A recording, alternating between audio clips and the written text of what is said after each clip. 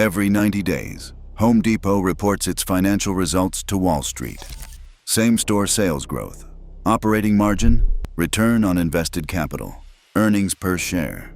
The results are broadcast on an earnings call where professional analysts from Goldman Sachs, Morgan Stanley, and 24 other firms ask questions about guidance, category performance, and whether the pro-customer segment grew faster than the consumer segment. Home Depot's CEO Ted Decker earned approximately $14.8 million in fiscal 2024. A significant portion of that compensation is tied to whether those quarterly numbers meet the targets that Wall Street set. Menards does not report quarterly earnings. It does not host earnings calls. It has no analyst coverage. It has no publicly disclosed financial statements beyond what Wisconsin law requires for a private corporation. And the decisions that flow from those two completely different accountability structures are visible in the tool aisle of each store, if you know what you are looking at. Those results are not just a scorecard of what happened. They are the operating pressure that determines what happens next. When Home Depot reports that the outdoor power equipment category underperformed in a quarter, the category management team knows that the next quarter's planogram will reflect a response to that underperformance. When an analyst on an earnings call asks why pro-customer comp was 2 points below the prior year, the answer shapes the next round of supplier negotiations. When TTI, which generates approximately $6 billion annually through Home Depot, needs to make a platform decision about whether Ridgid Octane is worth continuing, the answer has to account for what Home Depot's quarterly margin profile can support. Every major tool brand decision Home Depot has made in the last decade has been made inside that 90-day accountability cycle. Understanding that cycle explains decisions that otherwise look arbitrary. To see how quarterly earnings pressure shapes tool decisions specifically, you only need to look at what has happened in the Home Depot tool aisle over the last 5 years. In July of 2020, Ego Outdoor Power Equipment, rated the #1 cordless outdoor brand in America at the time, was pulled from Home Depot in what the company called a merchandise reset. Lowe's announced a partnership with Ego the following day. By the fourth quarter of 2024, Ego held 49.5% of snow removal unit share at Lowe's. The merchandise reset that removed the #1 outdoor power brand from Home Depot's shelves was a category management decision made inside a quarterly earnings structure that evaluated which brands were generating the margin and sell-through rates the model required. Ego was not performing on Home Depot's terms. The terms were not adjusted. The brand was removed. Ridgid Octane, TTI's mid-tier professional cordless platform, was quietly discontinued in 2020. The most commonly discussed reason among industry observers is that the platform was performing well enough to pull sales from Milwaukee M18, TTI's flagship premium brand, at margins that did not justify sustaining both platforms. Milwaukee M18 generates more revenue per SKU at higher margins than Ridgid Octane. In a quarterly earnings structure where TTI's investor relations team is managing guidance for $14.6 billion in annual revenue, the internal competition between Ridgid Octane and Milwaukee M18 was a problem with a calculable solution. Ridgid Octane was discontinued. Milwaukee expanded. The contractor who had invested in Ridgid Octane batteries woke up to a discontinued platform because a publicly traded conglomerate made a profitability calculation that Wall Street would have approved of. Here is what Menards is free to do that Home Depot structurally cannot. Menards refuses to honor minimum advertised price agreements. Every major tool brand that operates an authorized dealer network requires MAP compliance as a condition of distribution. Milwaukee, DeWalt, Makita, and Ryobi all set pricing floors that authorized dealers must respect.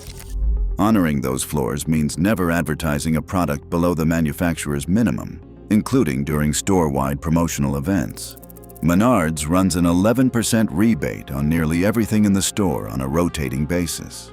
That rebate, when applied to a Milwaukee drill kit priced at $279, produces an effective advertised price of $248, below any MAP floor Milwaukee would set. A public company managing a supplier relationship worth hundreds of millions of dollars annually cannot risk that relationship by systematically breaking MAP on the supplier's flagship product line. Menards can, because the 11% rebate is the store's constitutional operating principle, and no shareholder is going to challenge it in the next quarterly earnings call.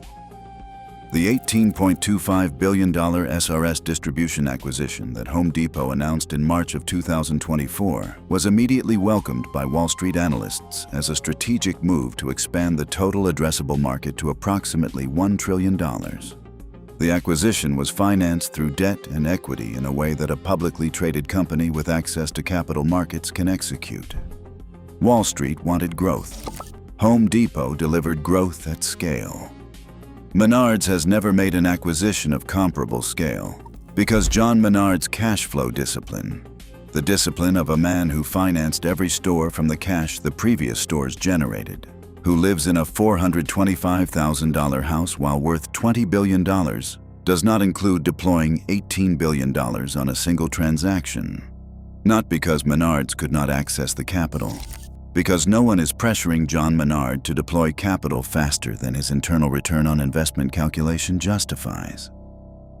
The compounding effect of 60 years of private ownership decisions is visible in the number that most people find most surprising about Menards. Menards generates more annual revenue per store than either Home Depot or Lowe's.